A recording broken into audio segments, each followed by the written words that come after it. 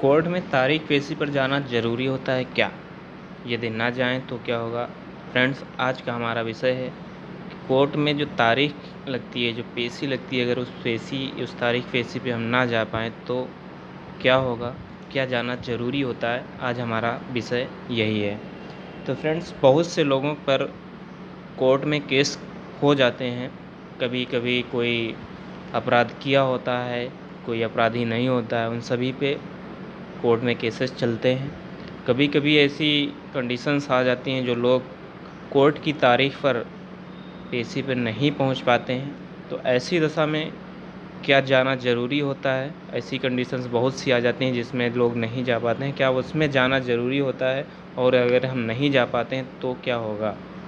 Friends, आपको बता दें, अगर किसी भी व्यक्ति पर कोई केस चल रहा है कोर्ट में, यदि किसी भी व्यक्ति पर कोई भी कोर्ट में केस चल रहा है या कोई भी मामला चल रहा है, तो चाहे वह क्रिमिनल से संबंधित हो, यानी कि चाहे अपराध से संबंधित हो, चाहे सिविल से संबंधित हो, या मैट्रिमोनियल हो, या रेवेन्यू से संबंधित हो, किसी भी प्रकार का मामला अगर कोर्ट में चल रहा है किसी भी व्यक्ति पे, तो उसमें अधिकतर कई पेशी लगती हैं, यानी कई तारीख पेशियाँ लगती हैं।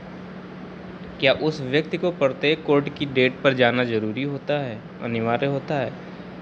तो फ्रेंड्स, हम सबसे पहले बात करते हैं मैट्रिमोनियल केसेस पर, यानी कि शादी विवाह से संबंधित जो कोर्ट पेश होते हैं या जो केस होते हैं उनसे संबंधित हम बात करते हैं। जैसे कि सीआरपीसी की धारा 125 होती है, सेक्शन 24 हिंदू मैरिज एक्ट होता है, सेक्शन 9 हिंदू मैरिज एक्ट होता है और सेक्शन 12 डाइवर्स एक्ट होता है। तो फ्रेंड्स, इन सब में ऐसा क्या है कि ऐसे केसेस के अंदर अगर आपको कोई ज़रूरी काम पड़ जाता है, यदि आपको लगता है कि हम आज कोर्ट नहीं जा सकते हैं, तो आप तारीख को मिस कर जाते हैं या मिस कर सकते हैं, लेकिन आपका वकील कोर्ट में उपस्थित होता रहेगा। यानी कि यदि आप नहीं जा पाते हैं तो उस समय आपकी अनुपस्थिति में आपका वकील कोर्ट में जाएगा और कोर्ट में आपकी अनुपस्थिति के लिए एक एप्लीकेशन प्रस्तुत करेगा कोर्ट के समक्ष। ऐसी दशा में अगर कोर्ट चाहेगा तो आपका प्रार्थना पत्र जो है तो एक्सेप्ट करेगा और नहीं चाहेगा तो आपका प्रार्थना पत्र नहीं एक्सेप्ट करेगा। लेकिन अधिकतर ऐसा होता है कि कोर्ट वकील से आपके लिए एक प्रार्थना पत्र मांगता है और उसी प्रार्थना पत्र के आधार पे आपको दूसरी डेट मिल जाती है।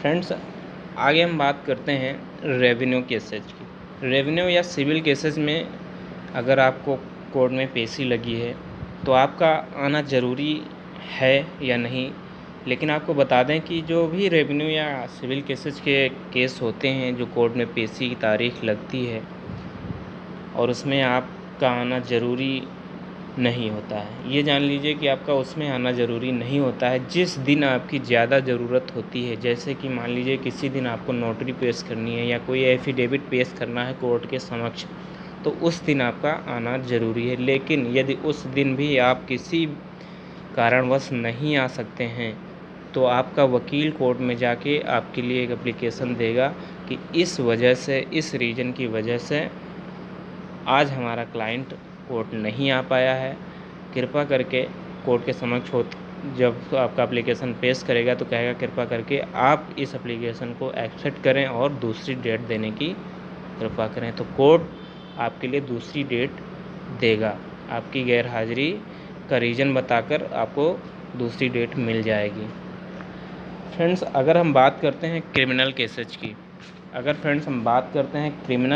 की, तो क्रिमिनल केसेज में क्या होगा कि क्रिमिनल केसेज में किसी बंदे को पुलिस ने यदि पकड़ा है और उसे सम्मन के द्वारा उसे बुलाया जाता है तो उसे कोर्ट में बेल कराना पड़ेगा।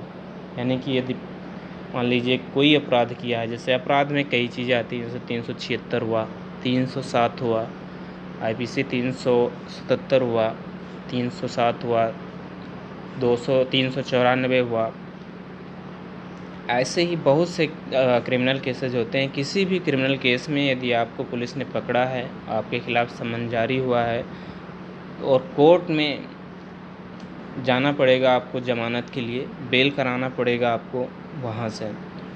तो फ्रेंड्स, ऐसे व्यक्ति को कोर्ट के अंदर आना ज़रूरी होता है। यानी यदि कोई भी आपराधिक कृत्य किसी ने किया है तो उसे कोर्ट के अंदर आना ज़रूरी होता है। यदि चाहे वो, जैसे हमने बताया है, धारा 307 हो, 323 हो, 342 हो, 376 हो या 363 हो, कुछ भी हो, कोई भी आपराधिक कृत्य अगर किया है तो उसे कोर्ट में जाना पड़ेगा। इनमें भी यदि आपको कोई ज़रूरी काम पड़ जाता है, यदि इतने आपराधिक कृत्य करने के बाद भी यदि आपको कोई ज़रूरी काम पड़ जाता है तो आप अपने वकील को बता दें कि मैं आज क्यों नहीं आ पाऊँगा, मुझे आज कौन सा ज़रूरी काम पड़ गया है।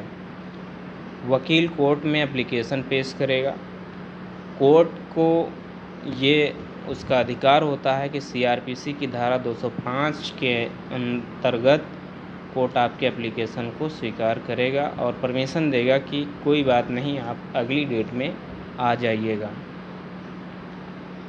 लेकिन आप लगातार अनुपस्थित नहीं रह सकते हैं। यदि आप चाहें कि आज हम बहाना बनाकर आज एप्लीकेशन दे देंगे, अगली डेट लगी, उस डेट में भी आपने एप्लीकेशन दे दिया, उसके बाद भी आपने एप्लीकेशन दे दिया, तो ऐसा नहीं कर सकते हैं आप। ऐसा करने पे आपका जो गैर हाज़िरी माफ़ी है वो आपका कोर्ट जब्त कर देगा और आपके ख़िलाफ़ वारंट इशू हो सकता है। कोर्ट में ऐसा कोई भी केस नहीं होता है जिसमें कोर्ट की पेशी में आना ज़रूरी होता है, अनिवार्य होता है, लेकिन आप लगातार अनुपस्थित नहीं रह सकते हैं। यदि किसी दिन आप और आपका वकील दोनों लोग अनुपस्थित हो तो क्या करेंगे? ऐसी कंडीशन में कोर्ट आपकी ज़मानत जब्त कर सकता है। यानी यदि मान लीजिए कि आप भी अनुपस्थित हैं और आपका वकील भी अनुपस्थित है, तो ऐसी कंडीशंस में जो कोर्ट है वो आपकी ज़मानत जब्त कर लेगा। और लेकिन मान लो कि आप 1 पेशी, 2 पेशी, 3 पेशी में नहीं आ पाए हैं, तारीख पेशी माफ़ी लगा दी, लेकिन कोई, यानी कि हाज़िरी माफ़ी लगा दी है, लेकिन कोर्ट कब तक ऐसा करता रहेगा? यानी कि जैसे मान लीजिए आप 2-3 बार गैर हाज़िर हो गए, कोर्ट की डेट पे नहीं आ पाए, तो कोर्ट डेट बढ़ाता रहेगा, लेकिन वो जो है तो हर बार डेट नहीं बढ़ा पाएगा। जब हर बार डेट नहीं बढ़ा पाएगा तो जब कोर्ट ने हाज़िरी माफ़ी रद्द कर दी, यानी मान लीजिए कि आप 3-4 बार गैर हाज़िर हो गए और अब कोर्ट ने आपकी हाज़िरी माफ़ी रद्द कर दी है और आपके ख़िलाफ़ जो है तो वारंट जारी कर दिया है कोर्ट ने। अब हाज़िरी माफ़ी रद्द करने का पावर कोर्ट के पास सीआरपीसी की धारा 444 के अंतर्गत होती है। यदि आपके ख़िलाफ़ वारंट जारी हो जाता है तो उस व्यक्ति के लिए ज़मानत पर रिहा, यानी कि यदि मान लीजिए कि किसी भी व्यक्ति के ख़िलाफ़ वारंट जारी हो गया है जो ज़मानत पर रिहा हुआ था,